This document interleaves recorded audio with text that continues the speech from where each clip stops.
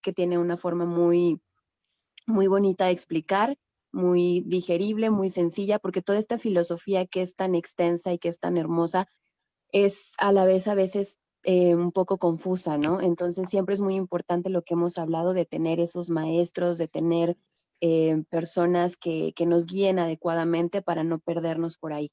Y bueno, pues sin más, ya sabemos entonces que Srivas nos va a dar la clase, les agradezco mucho y dejen ay, ¿dónde está? Ah, que quiero poner rápido mi cámara para que me vean y no sea tan impersonal. A ver si ya me ven. Ok. Muchas gracias, que todos tengan un excelente día y los dejo con Srivas. Gracias, Manji. Gracias. Gracias, Cuñiz. Bueno, mucho gusto. Veo nombres nuevos que no haya visto antes. Nubi. Um, Nubi es de la comunidad de Krishnahoy, Ciudad de México. Ella ya tiene un ratito con nosotros, pero se ha estado conectando recién acá. pues bienvenidas. Astrid también por ahí. Ella es También amiga de Razi. Mariana Raez, también creo que vi un nombre. Mariana es también de la comunidad de Krishnahoy. Ella ya se ha estado conectando algunas veces en la clase. Bueno, pues un gusto estar con ustedes. De cualquier manera, estoy aquí. Es siempre un gusto y un honor, verdaderamente. Y mucha emoción. Siempre es muy emocionante hablar de estos tópicos tan interesantes.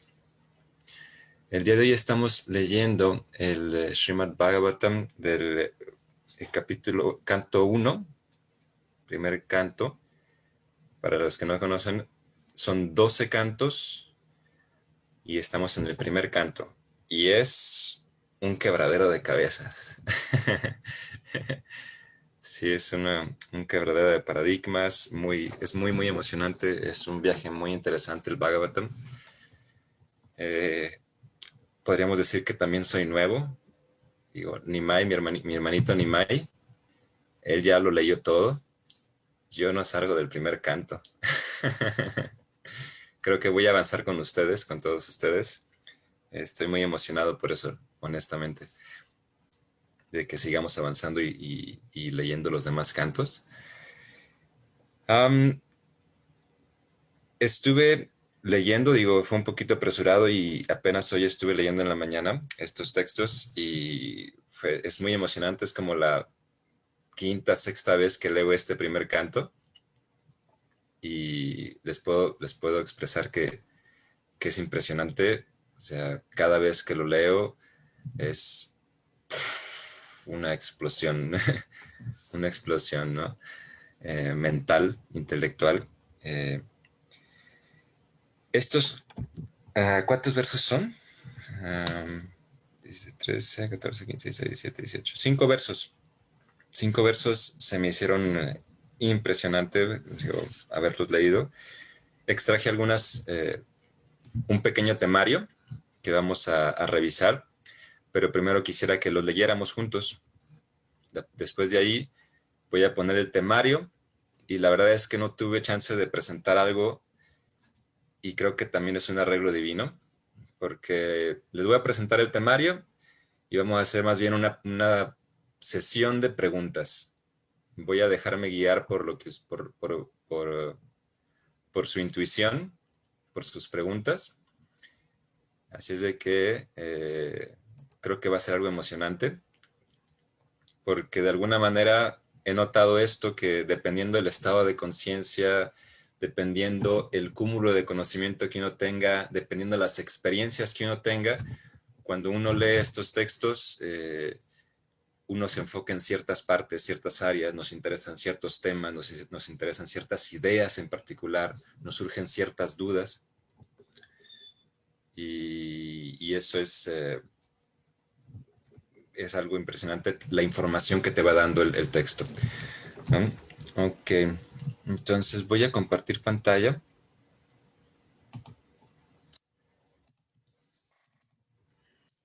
Para que leamos a partir de aquí, textos 8, 13,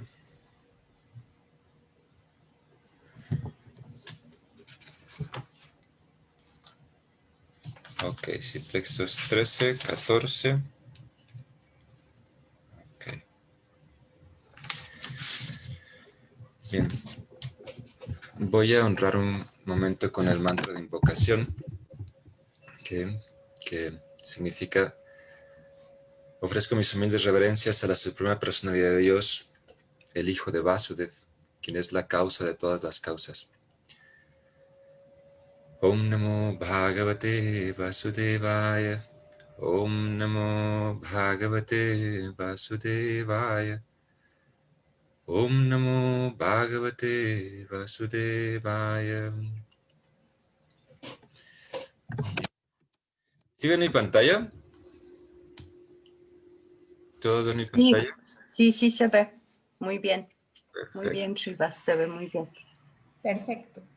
Bien, entonces, ¿me pueden ayudar, por favor? Leemos, bueno, voy a leer el último verso del día de ayer, solo para darle continuidad. Verso número 12. El conocimiento acerca de la autorrealización, aunque esté libre de toda atracción material, no se ve bien si está desprovisto de un concepto acerca del infalible Dios.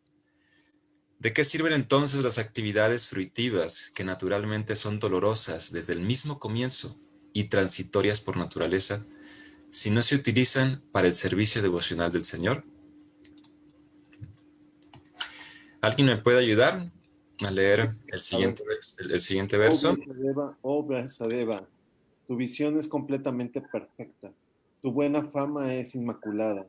Tú eres firme en los votos y no te apartas de la verdad. Y por eso, en el estado de trance, puedes pensar en los pasatiempos del Señor, para que la gente en general se libere de todo cautiverio material. Gracias, Manamorna. ¿Alguien más? Lu, soy yo, Lu. Dice, es el 14, ¿verdad? Sí, por favor. Todo lo que quieras describir que sea de una visión que sea parte del Señor, simplemente reacciona con diferentes formas, nombres y resultados, de manera de agitar la mente, tal como el viento agita un bote que no tiene un lugar donde apoyarse. Gracias, Lu. ¿Alguien más? Yo el 15. Gracias. La gente en general tiene la inclinación natural a disfrutar y tú la has animado a eso en nombre de la religión. En verdad, esto se condena y es muy irrazonable. Debido a que ellos se guían por tus instrucciones, aceptarán esas actividades en nombre de la religión y poco les importarán las prohibiciones. El que sigue, ¿alguien más?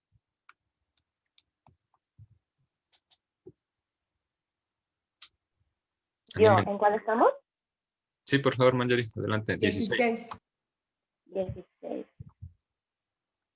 Ay, un momento que no alcanzo a ver. Listo. El Señor Supremo es ilimitado, solo una personalidad muy experta, retirada de las actividades de la felicidad material, merece entender este conocimiento acerca de los valores espirituales.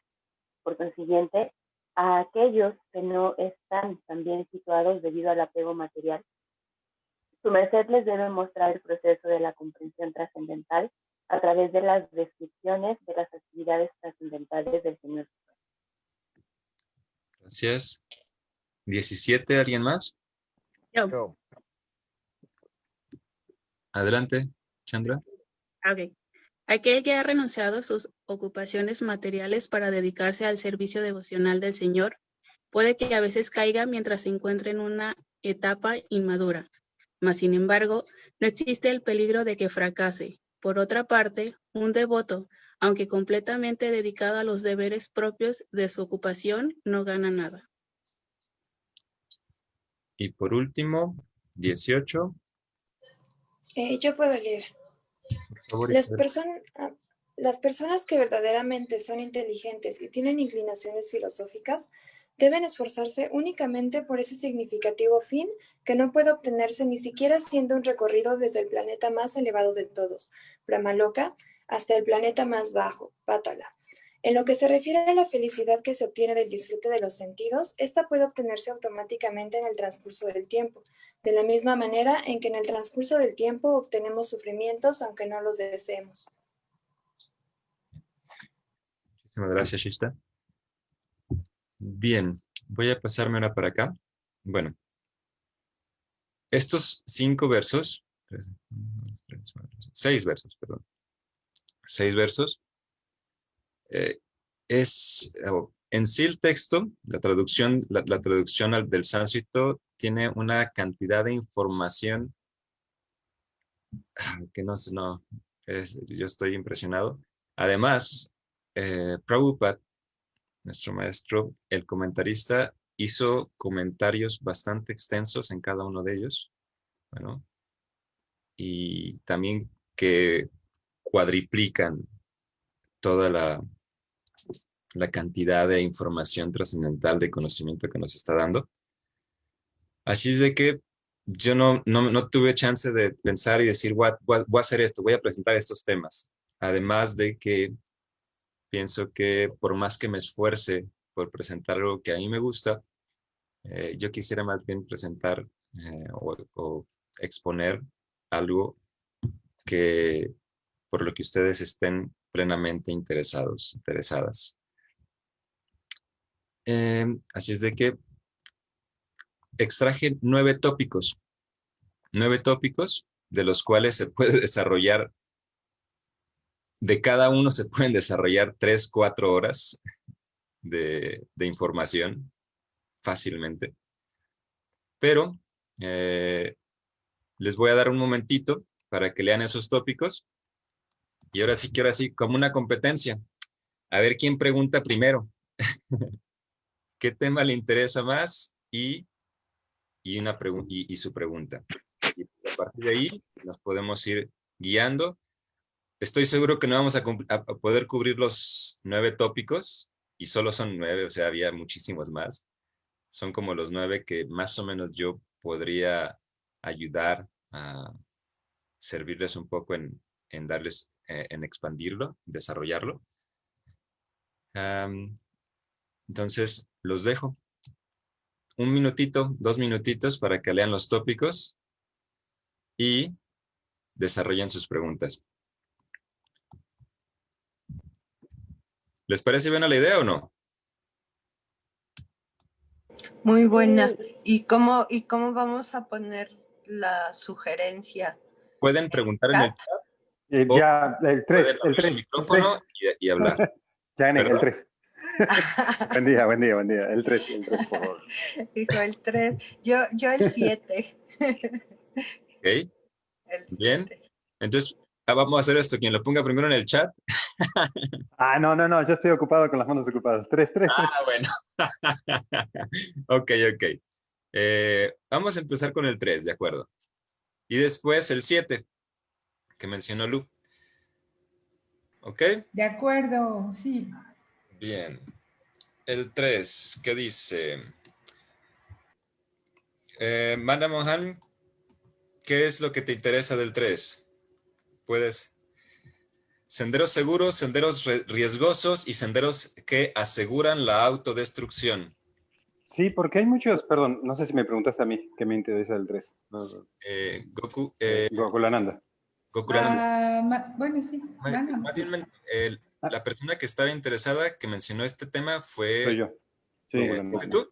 Perfecto. Sí. Sí.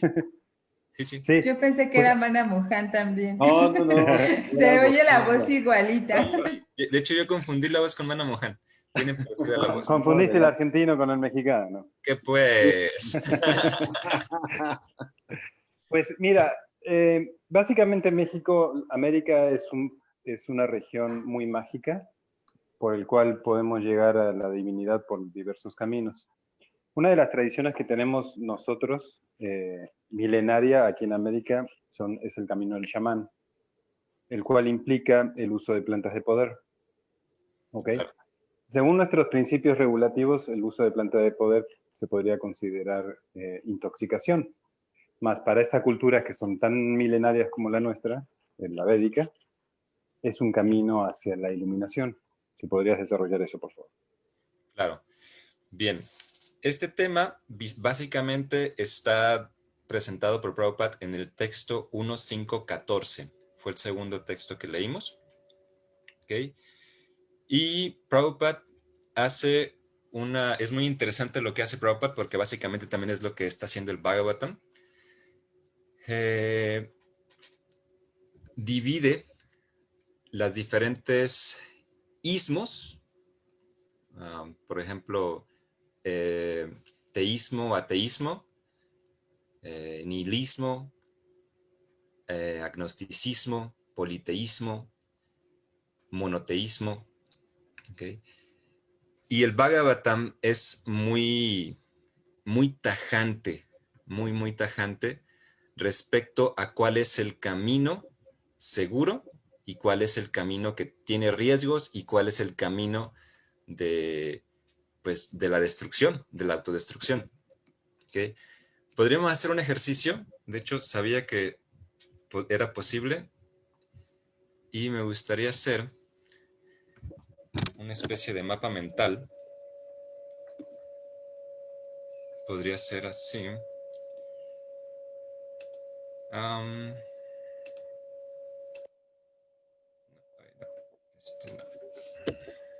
¿Sí se ve la pantalla? Pero bueno, Sí, vamos desarrollando. sí, La sí, idea sí se ve. básica es organizar los diferentes ismos. Voy a desarrollar mi comprensión personal que he adquirido después de estudiar Bhagavad Gita y el primer canto del Srimad Bhagavatam. ¿Okay? Entonces, de acuerdo a lo que Prabhupada nos enseña, voy a poner aquí una lluvia de ideas, lo que mencioné ahorita. El nihilismo,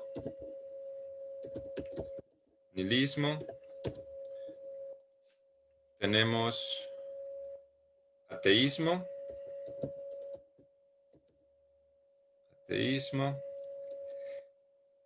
¿Qué otro ismo tenemos que les gustaría ver aquí?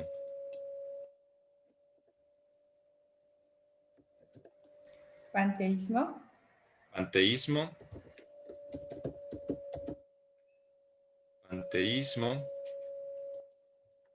¿Cuál otro?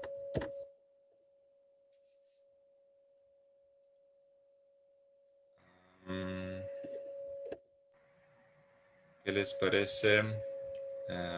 Agnosticismo, politeísmo. Bueno, las diferentes religiones también son ismos, ¿no? Hinduismo, cristianismo. Sofismo. Pero vamos por lo general, para no meternos. De hecho, porque hay muchísimas que la mayoría se pueden encasillar en uno solo de estos. Entonces es politeísmo. Chivas, no sé si soy yo o se oye como un ruido de fondo. ¿Saben qué? Tengo un problema con mi computadora y no sé por qué no se apaga el ventilador. Creo que se escucha como un zumbido, ¿no? Sí. Pues yo escucho muy bien. Sí, es un zumbidito, pero no es muy molesto tampoco. Sí, no es molesto. Una disculpa. De hecho, desde hace unos días noté que no se apagaba el ventilador. Y creo que se nota a veces en las conferencias. Pero es muy mínimo, no es tan grave. También puedes poner monoteísmo. Monoteísmo.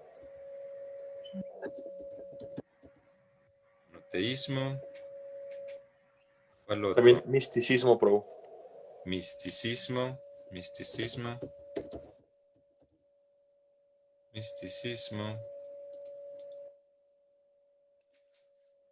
¿Hermetismo? Hermetismo podría ser.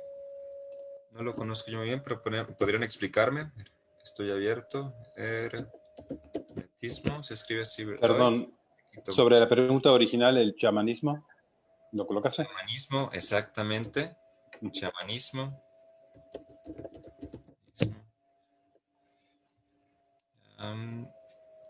Wow, se va a hacer una cadena muy larga aquí. Vamos a hacer.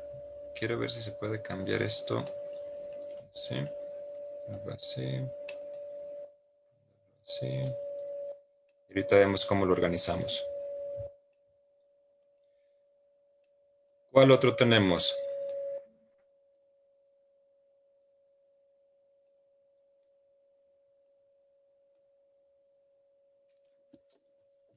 Se me ocurre... Esta visión agnóstica entraría aquí, no sé, pregunto porque no sé si entre los Gnosticismo, sí, los agnósticos o sí, la claro. visión agnóstica. Agnosticismo. Sí, lo ibas a escribir. Agnosticismo, sí, de hecho creo que lo mencioné hace rato, sí lo quería poner, solo se me fue. ¿Algún otro que les interese? Lo social, sí, o solo espiritual. ¿Perdón? ¿Lo social también o solo lo espiritual? No, más bien solo la visión del espiritualismo, sobre la espiritualidad, ya sea positiva o negativa. Ok. Yo digo que ya son suficientes para analizar, ¿no? Sí, bastantes. Bastantes, ya creo que con eso tenemos para 20,000 clases. Bien. Entonces, antes de empezar, quisiera hacer, subdividirlo en 2 o 3 categorías. Quisiera agregar aquí 2 o 3 categorías que básicamente ateísmo o sí, ateísmo. ¿Sabes qué es como, por ejemplo, yo había leído así como, se dividían como materialistas, espiritualistas, y los espiritualistas en personalistas e Exactamente, para allá impersonalistas y vamos. así. Ajá. Sí, exactamente. El Bhagavatam hace una descripción muy interesante de todo esto, donde se encuentra uno que vamos, me gustó eso, muchas gracias Alaksha. Materialismo y Espiritualismo. espiritualismo.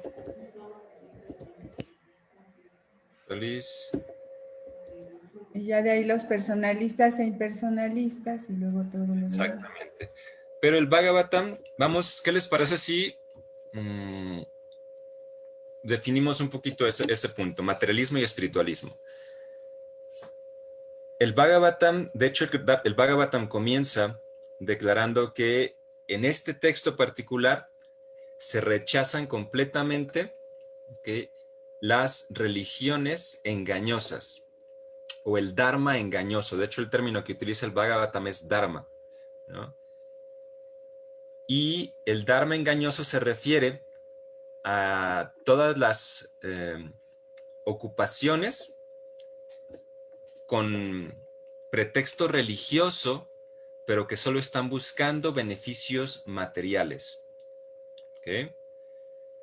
¿Sí se entiende esto? O sea, una religión engañosa, el Bhagavatam la define como esa religión en la que tú te acercas a lo espiritual, a lo eterno, a lo perdurable, a lo trascendente, para obtener algo temporal, algo ilusorio, ¿verdad? Principalmente. Entonces, ¿Eso sería materialismo? eso sería materialismo, exactamente.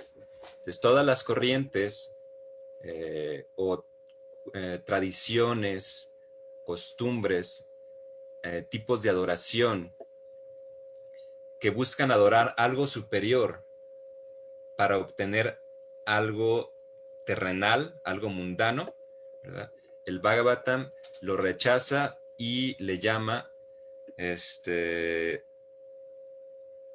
ay, se me fue la palabra en sánscrito, pero en español, si alguien le recuerda, Nimai por ahí, es dharma falso o dharma engañoso, religión falsa o religión engañosa. ¿Ok? Entonces, ¿dónde a partir de ahí podemos encontrar que, por ejemplo, hay muchas de estas vamos a encontrarlas que se encuentran dentro del materialismo, ¿no? Por ejemplo, incluso la negación, incluso el ateísmo o la negación de lo espiritual, ¿verdad? Entonces, así es como que de inmediato lo mandaríamos para acá. a materialismo. Ay, no me deja ponerlo. Voy a poner manual. Entonces, el ateísmo básicamente es un tipo de materialismo. ¿Estamos de acuerdo? Sí, de acuerdo. Sí. Sí. Ahora, el panteísmo. El panteísmo es la visión de Dios diversificado en la naturaleza, ¿no? Ver, en el Bhagavatam hay una descripción muy interesante panteísta, donde se describe, por ejemplo, que el sol y la luna son los ojos de Dios. ¿Ok? Los árboles son los vellos de Dios. Las montañas son los huesos de Dios, ¿no? Más adelante en el Bhagavatam se dan descripciones muy hermosas del panteísmo que nos permiten ver a Dios en la naturaleza. Sin embargo, desde el principio, aquí, de cierta forma, también se categoriza como la parte más baja del espiritualismo. Pero, al mismo tiempo, es del materialismo, es una de las expresiones más elevadas.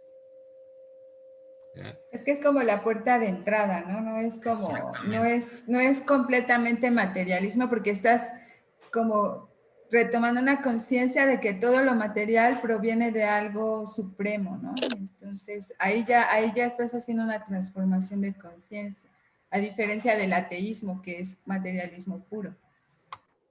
Así es. Entonces, de cierta forma, el panteísmo, el Bhagavatam lo categoriza como materialismo. Lo voy a poner también físicamente así.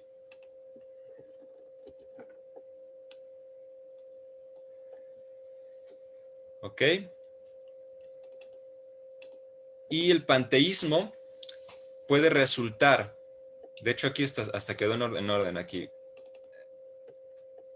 Si me permite, aquí el panteísmo, cuando una persona se enfoca en el panteísmo, ya sea puede resultar o puede venir del politeísmo, ¿no? Adorar al sol, adorar al océano, adorar a la naturaleza en sí, a la luna, ¿okay? O incluso se profundiza un poco más y se adoran virtudes, ¿no? Adorar a la verdad, como así está por ahí Ishta, en las tradiciones occidentales, que muchas veces fueron politeístas, aunque Sócrates, Platón criticaron muy fuertemente el politeísmo. Aún así, ellos desarrollaron tanto el panteísmo y se desarrolló tanto un politeísmo que incluso le dieron nombres a las virtudes, ¿no? Yo no soy muy consciente de ello, pero sé que hay una deidad para la veracidad, para la honestidad, para la belleza, o sea, diferentes formas que surgen del panteísmo, de observar la naturaleza en este mundo, ¿okay? Y se puede observar la naturaleza virtuosa y la naturaleza defectuosa o viciosa. Entonces, a partir de ahí se desarrollan mucho. Ahora, aquí en el texto 13 del Bhagavatam, Prabhupada desarrolla un poquito y advierte sobre el panteísmo y el politeísmo, que son, según la visión del Bhagavatam, las expresiones materialistas más elevadas o más cercanas al espiritualismo verdadero, al Dharma trascendental, a lo eterno. ¿Okay? Aunque advierte Prabhupada que una persona que se aferra al panteísmo y al politeísmo, al politeísmo es son personas que no logran entender verdaderamente la eternidad del conocimiento trascendental.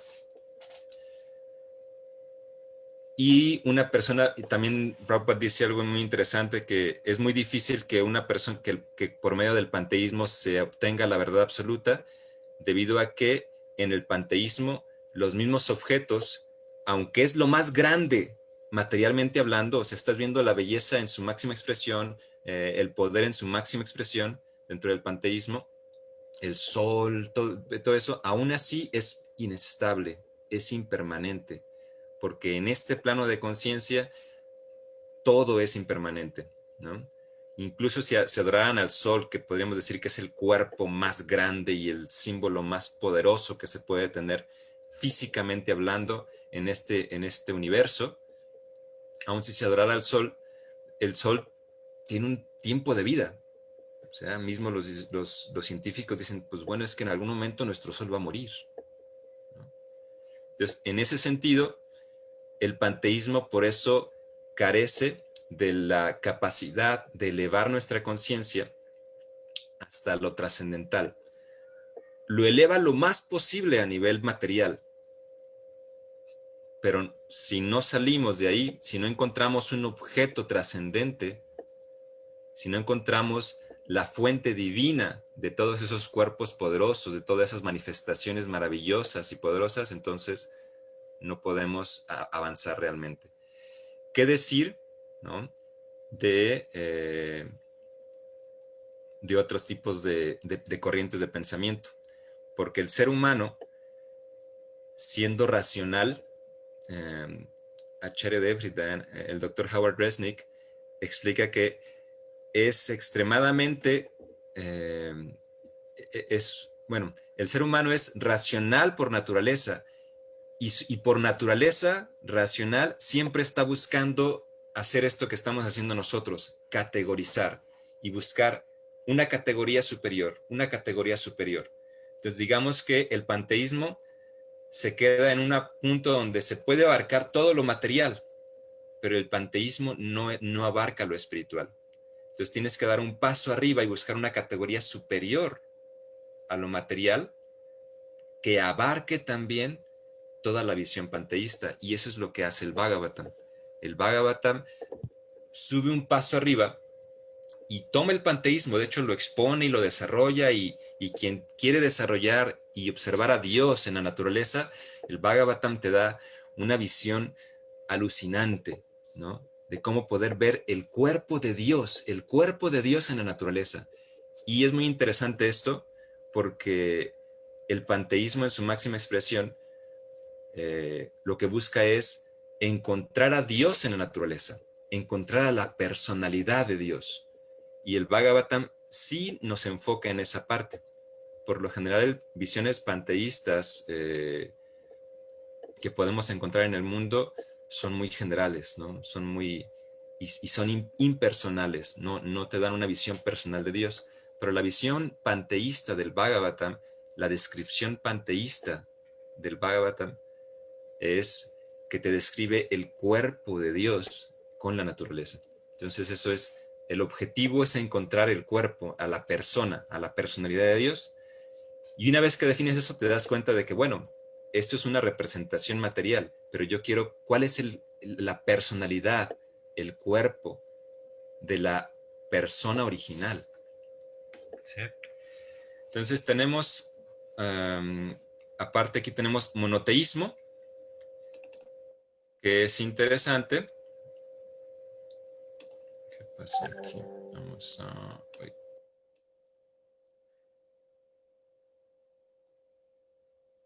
Uy, no lo pone, pensé que lo iba... Es que este software lo abrí ahorita, entonces no sé exactamente cómo funciona, pero vamos a hacerlo aquí físico. Monoteísmo, digamos que ya es un tipo de espiritualidad, ¿no? Ya es cuando se brinca el politeísmo y se desarrolla el monoteísmo. Ahora, el doctor Howard Resnick, Hridayananda Das Goswami, mi maestro espiritual, explica que hay diferentes tipos de monoteísmos. Hay un monoteísmo que surge o que es como, digamos, resultado del politeísmo, ¿no? Que él, académicamente hablando, le llaman monoteísmo tribal. ¿Sí se entiende ese término?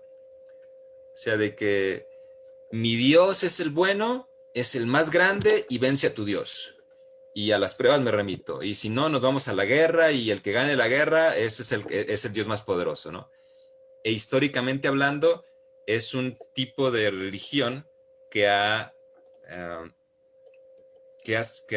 gobernado la tierra por muchos siglos, ¿no? Ese monoteísmo tribal, ¿no? Los más grandes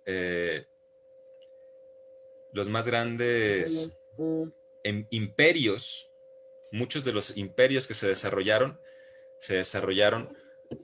por la implantación de ese monoteísmo tribal, ¿no? De que mi Dios es el más grande y tu Dios es falso, tu Dios está muerto, tu Dios es una mentira, ¿no? Porque el mío es el verdadero. ¿Okay? Entonces aquí tenemos, voy a dividir monoteísmo tribal y la otra opción es monoteísmo, ¿no? Racional.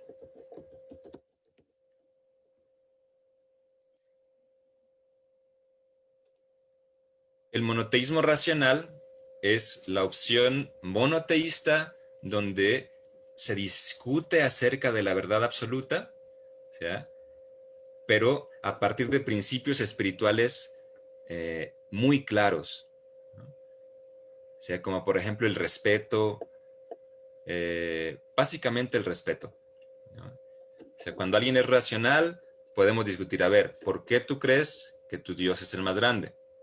Explícame, convénceme. ¿Okay? ¿Por qué crees que esa manifestación de Dios es la más grande? ¿Por qué Jesús? ¿Por qué Krishna? ¿Por qué Buda? ¿O por qué Alá o Yahvé? ¿Por qué crees que ese nombre de Dios es el más grande? Y uno de forma racional discute. Y de hecho, dentro del Bhagavatam es una discusión constante sobre el tema. Y es una de las razones por las que el maestro de Vyasa le pide a Vyasa, Narada Muni le pide a Vyasa, su discípulo, que escribe el Bhagavatam. Porque todo lo que había escrito, ¿okay?, estaba incentivando el materialismo y el monoteísmo tribal. ¿Ya? De hecho, el Bhagavatam, uno de los resultados de estudiar los Vedas en general, todos los Vedas, que es muy interesante porque los Vedas se subdividen básicamente en tres, ¿okay? La parte que honra a Vishnu o Krishna, y es donde encontramos a Krishna. La parte que honra a Brahma, ¿okay?, como el creador, y la parte que honra a Shiva, el destructor, como la suprema personalidad de Dios. Entonces, desde ahí ya encontramos tres deidades predominantes.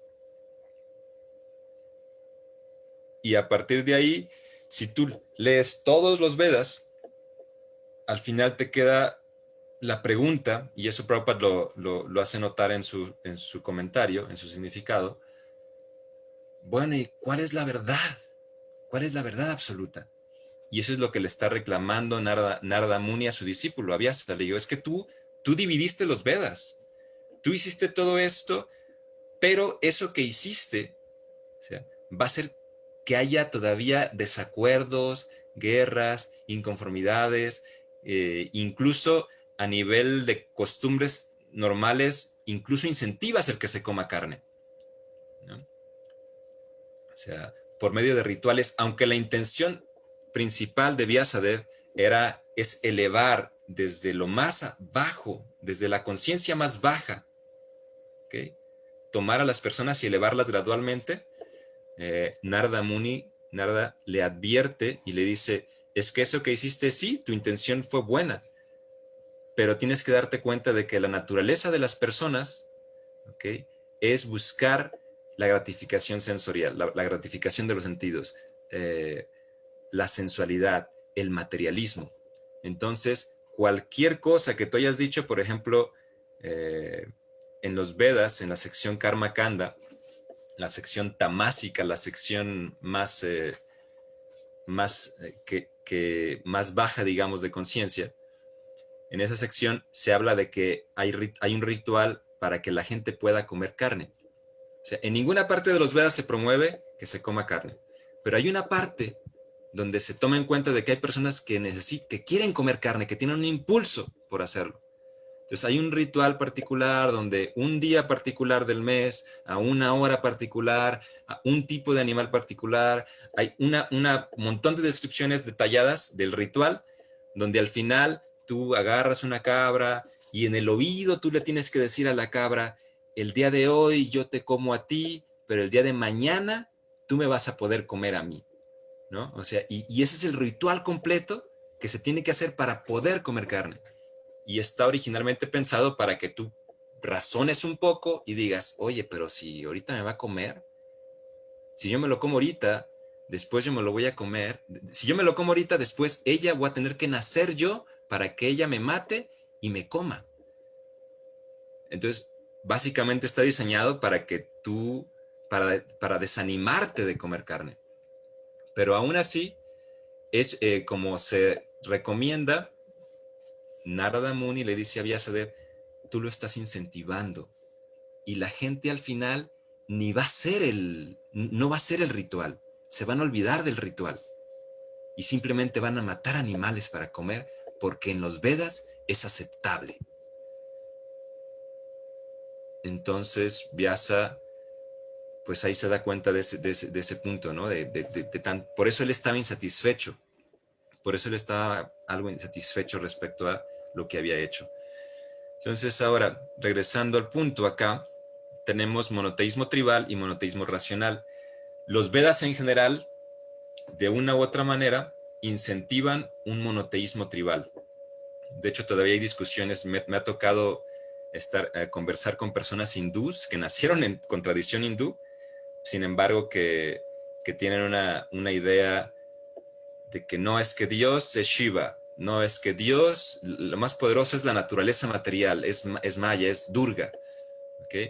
Y al final lo solucionan con un tipo de politeísmo. No, es que todos son Dios, ¿no? Indra, Vishnu, Shiva, Ganesh, Krishna, todos son Dios, todos conforman a Dios. Y en cierta forma, es una forma de salirse fácilmente, pero no están contestando la respuesta de quién es la verdad absoluta. ¿Okay? Tenemos entonces ahora, regresemos aquí. Misticismo. ¿Cómo definiríamos misticismo? Alguien me dio esta idea. ¿Cómo defines misticismo? La persona que mencionó el misticismo. ¿Y dónde lo categorizarías? Fue Nimai, si no mal me equivoco. Bueno, ¿sí? Hola, hola. ¿Quién fue el que me dijo misticismo? Nimai, ¿no? ¿Ay? ¿Pero dónde está? No lo veo. Voy a hacer. Ok. Pues bueno, entonces voy a hacer lo que se me dé mi regalada gana. Ah, no sé, ya está Nimai, pero no contesta. Bueno, misticismo. ¿Cómo entienden misticismo? ¿Alguien me puede contribuir y explicar cómo entienden misticismo? Híjole, ya se nos fue toda la Yo hora. lo entiendo. Perdón, ¿alguien más está hablando? Adelante, adelante. Yo lo entiendo como una cuestión impersonal.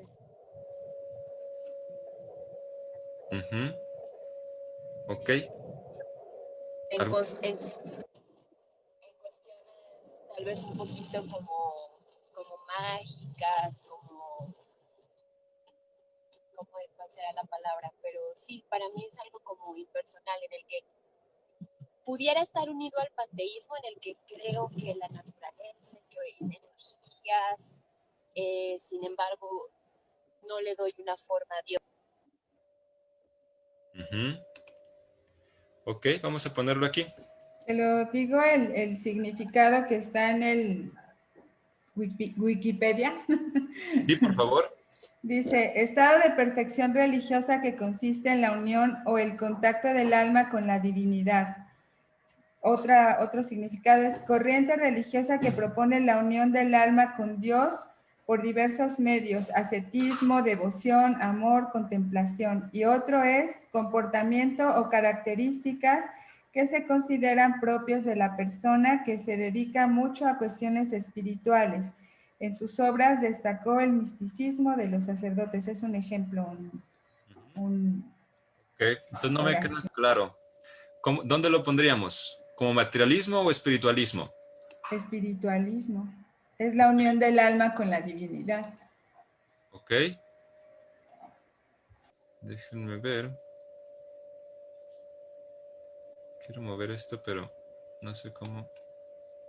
Es que, bueno, mi opinión, o Sí. lo poco que sé de esto, o sea, el misticismo no es un ismo como medio o como propuesta para alcanzar el vínculo con la divinidad, sino más bien el misticismo refiere una cualidad, o sea, es como un adjetivo calificativo. El Muchísimas misticismo puede gracias. estar, entonces, por tanto, no lo podemos equiparar en el mismo nivel de un panteísmo o un politeísmo, porque en realidad es un adjetivo calificativo.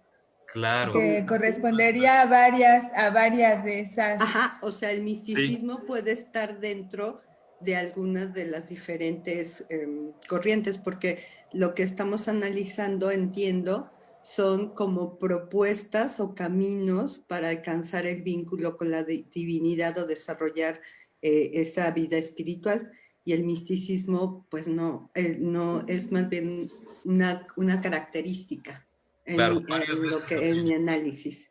Perfecto, Lu, muchísimas gracias. Nos acabas de liberar porque algo así notaba yo, pero dije, es que no, ¿cómo? ¿Dónde? No, no, por eso pregunté tanto.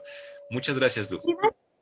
¿Sí? En ese sentido, el panteísmo no sería también como un adjetivo, en el sentido de que también está dentro del paganismo, del hermetismo, como de varios ismos también.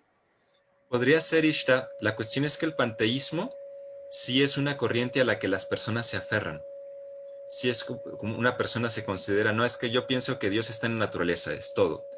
Y no sé si hay más, no sé si, de hecho, la siguiente sería como el agnosticismo o el ateísmo, la gente sí se aferra a una visión panteísta, ¿ok? No tanto, y en el misticismo, digamos que sí se queda como un adjetivo calificativo nada más. ¿Sí? Okay, sí. Porque, por ejemplo, el panteísmo, el agnosticismo, el paganismo, todos esos tienen aparatos ideológicos respecto a lo que es Dios, respecto a lo que es el sujeto y respecto a cómo alcanzar el vínculo con el sujeto. Así es. Entonces, yo creo que esas características de que haya un aparato ideológico, ¿no?, que determina valores y formas de vinculación, es lo que nos permite identificar cuáles sí serían un ismo en este sentido de sendero para vincularnos, a diferencia de cuáles serían cualidades, ¿no? Así es. Sí, totalmente de acuerdo. Bien. Aquí nos falta el nihilismo. ¿Saben qué es el nihilismo todos? No, la verdad no. ¿No? Nihilismo es la idea de que nada de esto existe y que al final todo es nada. ¿Sí? Entonces es algo que promulgaron varios filósofos. Nietzsche, por ejemplo, era un nihilista. Nietzsche. O sea, al final, ok, nada tiene sentido, así es de que podemos hacer lo que se nos dé la regalada gana y no importa nada. ¿Okay? Por el budismo también ahí yo dividiría nihilismo, no sé si se puede hacer como nihilismo positivo y nihilismo negativo, ¿no? Pero más bien son como corrientes de pensamiento en el que, por ejemplo, se habla de que nada de esto tiene sentido, todo se vale, es solamente algo temporal, al final todo se vuelve nada, que entonces incluso se olvidan de los valores, de lo que es el dharma, de las virtudes, porque ya se considera que las virtudes no tienen tampoco valor. Pero, por ejemplo, el budismo es un tipo de nihilismo positivo en el que se aferran a los valores, se aferran a la virtud, a la veracidad, a la honestidad, a la compasión, ¿okay? Pero al final, lo que se busca, por ejemplo, en el budismo es el nirvana. El nirvana, que si hacemos una traducción literal de nirvana, es básicamente sin existencia, es una negación de la existencia, ¿no? Alcanzar el nirvana es alcanzar a fundirte con la nada. Entonces, el nihilismo, de cierta forma, es un tipo de ateísmo, ¿no? Una forma de ateísmo también bastante, muy filosóficamente desarrollada, pero sigue siendo ateísmo. ¿Okay? Ahora, sobre la pregunta que mencionaba Gokulananda, digamos que este es el camino de la autodestrucción. Digamos. Si vemos por aquí, materialismo, ateísmo, nihilismo. Digamos, todo lo que nos lleve a una ideología donde se percibe de alguna manera todo este universo como falso, pero que también niega que hay más allá, que hay un plano superior, trascendental, al que podemos salir cuando salimos de este plano material, de este plano de conciencia. Ellos lo niegan. Entonces, todos ellos lo que se busca es un tipo de autodestrucción, ¿no? De alcanzar la paz por medio de dejar de existir. ¿Okay? Entonces, de cierta forma es un tipo de nihilismo muy alimentado básicamente por la ignorancia del verdadero ser, ¿no? Del alma espiritual que se establece en el Bhagavatam. El panteísmo y el politeísmo, de cierta forma, el riesgo que tiene es hay demasiadas ramificaciones. De hecho, Krishna en el Bhagavad Gita dice que cuando está hablando de yoga, le dice a Arjuna, a aquellos que están en este sendero del yoga, del bhakti específicamente, son muy resueltos y su objetivo es uno, ¿okay? Y básicamente se resume en servir, ¿no? En contribuir, básicamente. Pero dice Krishna, aquellos que no tienen su mente resuelta, que no tienen claro cuál es la verdad absoluta, cuál es el camino seguro, él dice, su mente tiene innumerables ramificaciones. ¿Sí? De hecho, ilimitadas, dice. Bahusaka, ananta. De hecho, Krishna usa ananta, que la palabra ananta significa ilimitadas, ilimitado. Entonces, una persona que va por el sendero del politeísmo, panteísmo, sus ramificaciones son ilimitadas. ¿Okay? Y aquí, aunque ponemos desde el punto de vista, puse aquí monoteísmo tribal, fíjense que lo voy a cambiar, porque no es un tipo de espiritualismo. El monoteísmo tribal no es un tipo de espiritualismo, es un tipo de materialismo, ¿okay? Donde se toma a un solo que dices, no, yo ya encontré a un Dios, y el que yo tengo, ese es Dios, y ningún otro. Cualquier otro Dios que tú adores, y si tú no adoras a mi Dios, entonces eres mi enemigo, porque eres enemigo de Dios, porque yo tengo el Dios verdadero. Entonces, y ese es una característica de una religión material, ¿no? De una religión materialista. De cierta forma, aunque el panteísmo puede evolucionar al politeísmo o puede ser inverso, el politeísmo puede evolucionar al panteísmo, cualquiera de estos dos, cuando evoluciona a lo que es el monoteísmo tribal. ¿Okay? Y si no se tiene un guía, alguien que te guíe o unas escrituras que sean bien definidas, que te lleven hacia la espiritualidad, te quedas en el monoteísmo tribal. En la idea de que yo tengo a Dios y tú no. Dios está en mí, pero en ti no. Dios está en mí, pero en ese animal no. Entonces, como Dios no está en ese animal, yo lo puedo matar y me lo puedo comer, ¿no? Entonces, queda una corriente en la que es muy conflictiva.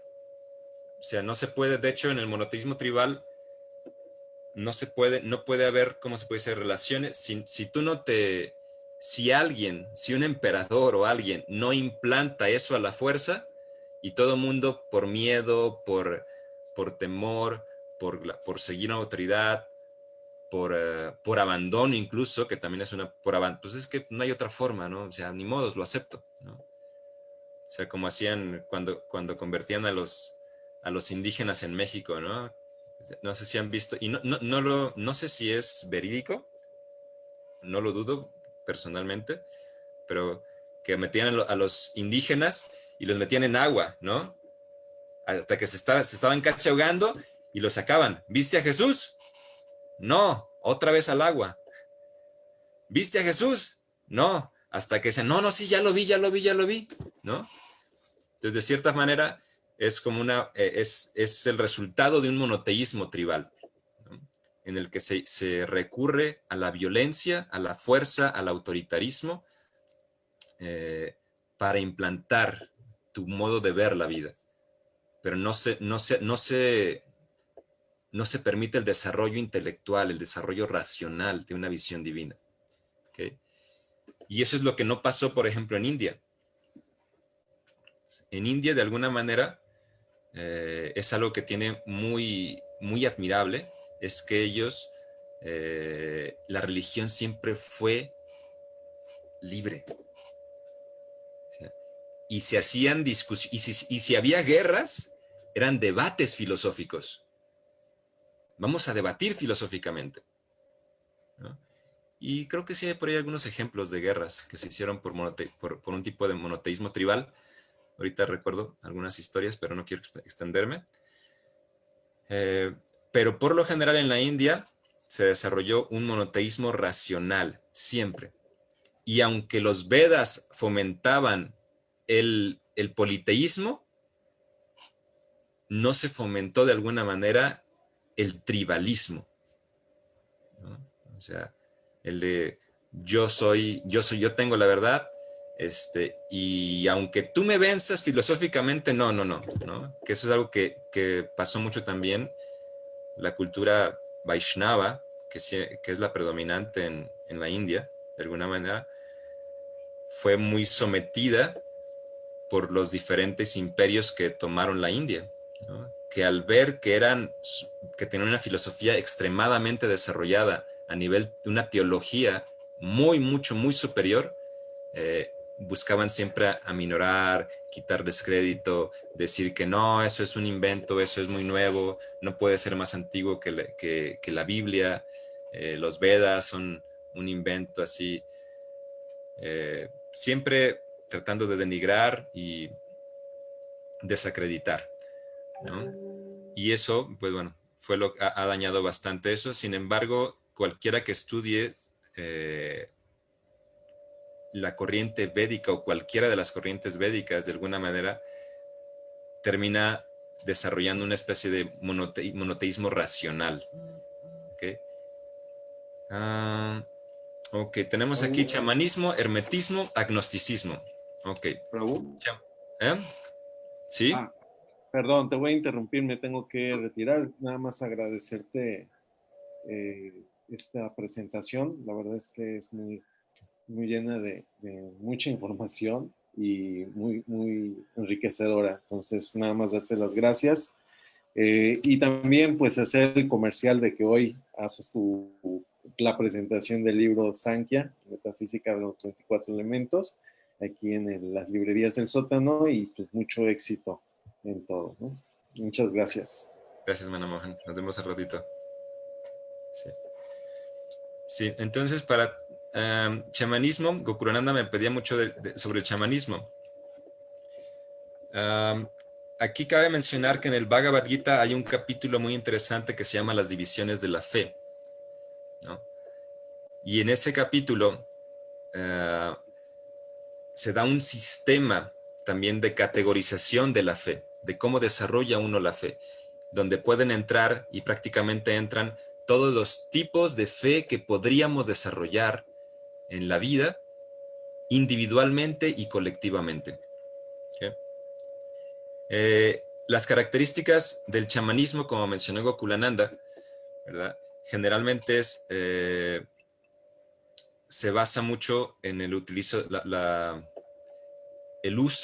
de estupefacientes, de hierbas, lo que llaman hierbas medicinales o los hongos, el peyote, la ayahuasca, diferentes sustancias que a veces son categorizadas como sustancias psicodélicas que elevan diferentes sustancias químicas en el cerebro y que le permiten a uno, de cierta forma, acceder a una amplificación de los sentidos y de la conciencia hasta cierto punto. Sí, y por lo general el chamanismo, aunque hay muchas formas, pero me voy a atrever a decir que el chamanismo al final, o en un principio, queda como una especie de panteísmo, se desarrolla una especie de panteísmo. ¿Por qué? Porque está basado mucho en la percepción de los sentidos amplificados, de cierta manera, y la conciencia también, o sea, los sentidos con una mente mucho más poderosa se potencializa. Sin embargo, volvemos a lo mismo, no sale de esa... Bueno, he escuchado charlas de algunas personas que... Por ahí hay un canal de una muchacha que habla mucho sobre este tipo de corrientes. Pero al escucharlos, yo personalmente, y alguien podría estar mal, pero no, sus descripciones de la realidad no superan en absoluto la percepción de los sentidos materiales, muy amplificados. Sin embargo, no supera. ¿Okay? Entonces, yo personalmente el chamanismo, y acuérdense que esto es personal, mi visión personal, yo en este momento lo pondría en una corriente que del materialismo, perdón, que se desarrolla y que desarrolla el panteísmo. Aquí no sé cómo ponerlo, pero se podría vincular este.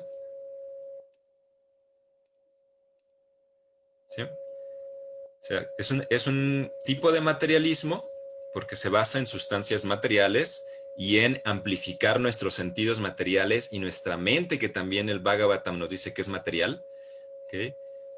Para poder percibir planos de conciencia superior. ¿Okay? Y básicamente se desarrolla un tipo de panteísmo que algunas personas podrían decir que es superior a un monoteísmo tribal, ¿no? Aquí, por ejemplo, lo puse en este orden: materialismo, panteísmo, politeísmo, monoteísmo tribal. Sin embargo, no necesariamente tienen ese orden, ¿ok? Porque un monoteísmo tribal a veces es muy inferior a una visión panteísta, en el sentido de que el monoteísmo tribal muchas veces incentiva la violencia, el poder, el control, la competencia, ¿ok? Y por el contrario, el panteísmo promueve la armonía con la naturaleza, la armonía con uno mismo. Entonces, en ese sentido, el panteísmo es mucho más avanzado que el monoteísmo tribal. ¿Okay? Ya me estoy pasando aquí. Bueno, voy a descartar hermetismo, porque como mencionó Lu, pienso que también es un calificativo. O sea, se refiere a algo muy cerrado. Bueno, en ese punto nada más, si me permites aportar, el hermetismo sí es una corriente filosófica que busca el conocer o vincular a la persona con la divinidad, pero lo que yo tengo entendido es que lo hace a través de la conceptualización de que hay que superar la mente y las limitaciones de la mente a través de la contemplación de la verdad del universo, pero explicada en leyes universales, sobre todo los hermetistas, porque efectivamente el concepto de hermético parece cerrado, pero esto viene de Hermes, ¿no? Y todo Equivalión y todo lo que tiene que ver con la alquimia. Entonces, en este sentido, lo que propone el hermetismo es que existen leyes que regulan la vibración y la actividad de todo a nivel químico y a nivel energético en el universo. La ley de correspondencia, la ley de resonancia, y que el sujeto a través de la contemplación, la propia contemplación, la contemplación del universo y de esas leyes y la piedad, que es uno de los principios que proponen, va a poder alcanzar un estado de vinculación con lo divino, pero no se propone como una religión, sino es un principio filosófico para entender la relación del hombre con la divinidad. Es lo que tengo entendido del hermetismo. Muchísimas gracias. Muchas gracias. Realmente creo que es muy importante. Sí, yo estaba confundiendo ahí. No he leído mucho sobre el hermetismo. Pero, entonces, ¿te parece bien si lo ponemos en un tipo de espiritualismo? Sí, sí, finalmente es una manera una forma de tratar de entender o de alcanzar esa relación, pero no es como una forma de expresión religiosa. Hay religiones o hay propuestas espirituales que retoman los principios herméticos, pero sí podría quedar en espiritualismo. Aquí podría quedar en espiritualismo o pienso que puede ser un poco ambiguo, porque por lo que me comentas, a lo mejor también el resultado puede ser un tipo de panteísmo, ¿no? Pues sí, podría creo que ser. no, Podría porque ser. el hermetismo plantea una ciencia espiritual, es un proceso también. Es hermético porque es un poco difícil de descifrar, pero digamos que en lo más recóndito del hermetismo plantea también un avance espiritual científicamente, ¿no? Es como hace esto. Sí, yo sí lo dejaría como espiritualismo, definitivamente, porque no es tan ambiguo, es muy aterrizado. Perfecto, muchísimas gracias, Ishta. Entonces, miren, creo que tenemos aquí, para cerrar sobre la pregunta, sabía que iba a decir que puse 9 puntos, pero dije, solo uno de estos voy a poder tocar, ¿no? Tenemos aquí los caminos que son hacia la destrucción del ser, que básicamente es el materialismo que lleva al ateísmo y al nihilismo, básicamente, y eso llega a la negación, te lleva hacia la negación de tu yo, de tu identidad. Luego tenemos, ¿cuál era a ver, déjenme, me regreso para acá. El tema era el senderos seguros, senderos riesgosos y senderos que aseguran la autodestrucción, ¿no? Entonces, los senderos que aseguran la autodestrucción son estos. Los senderos que tienen riesgos de que uno permanezca con una mentalidad material, ¿no? Es el materialismo y todo lo que se va desarrollando hacia el panteísmo o al monoteísmo tribal, ¿no? Toda esa parte de prácticas, digamos, que se dicen espirituales, pero que claramente están con un tinte o una mancha grandísima de materialismo y de separación, ¿sí? De separación, ¿no? Aquí, de acuerdo al conocimiento de los Vedas, del capítulo 17 del Bhagavad Gita, existen 3 tipos de religiones o prácticas, prácticas que se dicen religiosas: las que están en el modo de tamas o el modo de la destrucción, ya vimos; las que están en modo de rayas, pasión o separatismo, que esa es la cualidad material principal: separar, separar, separar, separar. Todo está separado, tú y yo somos diferentes, pero con una diferencia categórica que causa conflicto. Eso es rayas, ¿no? Entonces, todas esas religiones o caminos que tienen el riesgo, que tienen riesgos, son esas religiones que terminan siendo, causando un conflicto, ¿no? Y aquí podríamos decir y analizar, aquí me queda la duda, de, por ejemplo, el panteísmo. El panteísmo es el más elevado de todos estos, porque es el que logra que haya una mayor armonía. De todas las corrientes materialistas riesgosas, la menos riesgosa, de acuerdo al Bhagavatam, y porque el Bhagavatam lo acepta, es el panteísmo. ¿Okay? Porque lo que busca es, de acuerdo a este mundo material, lo más grande de este mundo material, tratar de que lo veamos como una sola cosa, una unidad en la diversidad. ¿Okay? Entonces, en ese sentido, de todo el materialismo, el menos riesgoso es el panteísmo.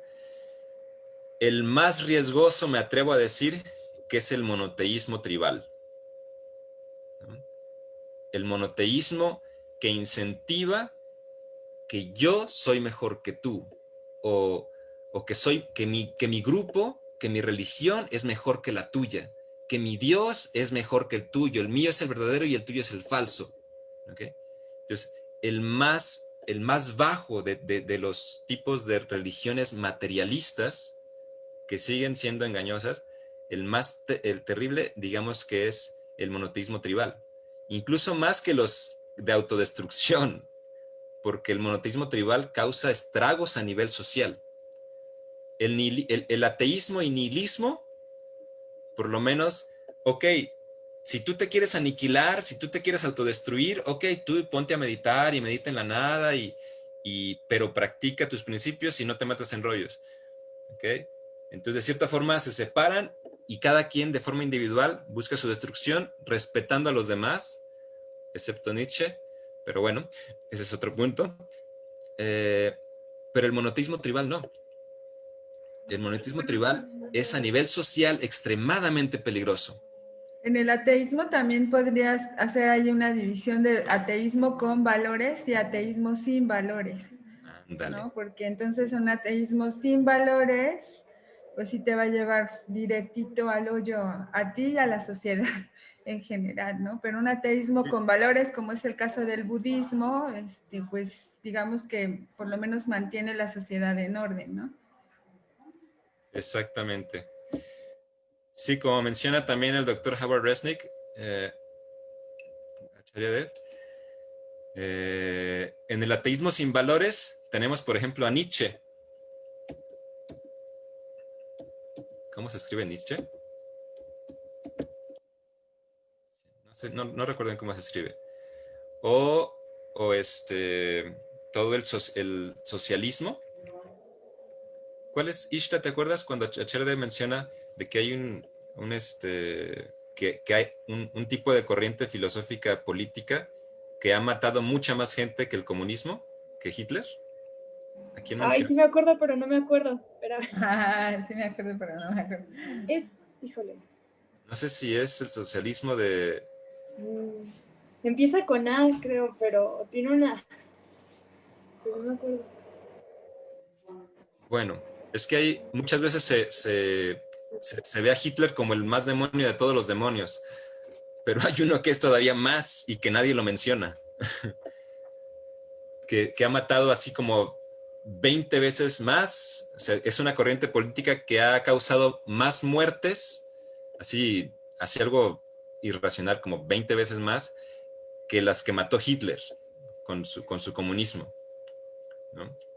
Y que históricamente está probado, o sea, está con números, está con registros históricos y que es muy impresionante, y que básicamente es un tipo de ateísmo sin valores, o sea, que es un tipo de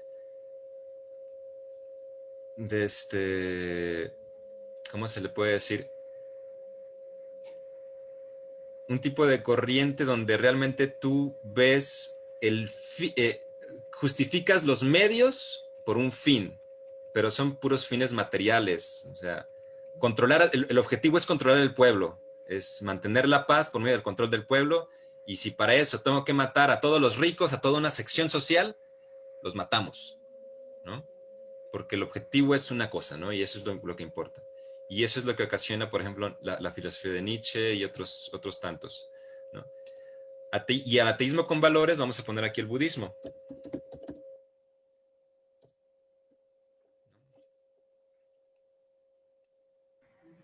Hermano, está muy buenísima la clase, pero creo que ya nos pasamos bastante tiempo y sería bueno, yo creo que vamos a dejarte una sección especial porque eres súper analítico y la verdad es que es muy interesante escucharte y ya nos sentimos como que nos cortamos con todos esos temas que hubiese estado bien. Bueno, que yo creo que debe ser muy bueno que los desarrolles sí o sí. Todo con el tiempo. Les agradezco muchísimo la atención, la paciencia de mi debraye, como le llamo yo. Es un gusto. Digamos, damos por cerrada aquí la sesión. Gracias. Gracias a ti, Srivas. No, maravilloso, todo el análisis que haces. Sí, a mí nada más me gustaría, así nada más, o sea, no quedarnos con la idea de que el budismo necesariamente es ateísmo, porque existen muchas corrientes de budismo. Entonces, bueno, ese punto, y punto 2, ahí se queda pendiente lo del punto 7. Ojalá haya espacio, ¿no? Podemos reunirnos, preparar una conferencia nada más para cada uno de estos puntos. Es que ese punto 7 me parece que o sea, que está súper interesante, muy profundo, y que podría ser una cuestión que nos lleve a una determinación de cuestiones prácticas, ¿no? Sí. Para poder aplicar finalmente también este camino o esta transformación espiritual hacia una aplicación social, ¿no? Entonces, pues bueno, muchísimas gracias por la clase. Como siempre, es una alegría, es una fiesta intelectual escucharte, Srivas. Gracias. Muchas gracias. Oye, Srivas, ¿no era socialismo? ¿No era socialismo? Sí, socialismo. Sí. De hecho, el socialismo... No, era stalinismo. Más personas que el comunismo, pero nadie dice nada. Tu mamá dijo otra cosa. Stalinismo fue el que dijo si la chaya de stalinismo. Stalinismo. Stalin, sí, sobre todo de Stalin, exactamente. Pues es socialista, ¿no, Stalin? Es socialismo, sí, es socialista. Él estableció un socialismo más destructivo que nadie. Sí. Bueno, entonces, muchísimas gracias a todos, les agradezco mucho la paciencia. Por ahí seguimos en contacto, nos vemos el día de mañana. Como dicen, misma hora, mismo por acá, canal. si Dios nos da licencia. Sí. Hare Krishna, bonito Cuídense día. Mucho, bonito día, abrazos a todos. Disfruten su día. Ofrezcan su día. Háganlo perfecto. Gracias. Que continúe con su clase mañana. Sí, estaría muy bien. Sí, tiene continuación. Por fin. Esta historia continuará. Continuará. Sí. No sabemos cuándo, que Dios pero te bendiga, continuará. Gracias.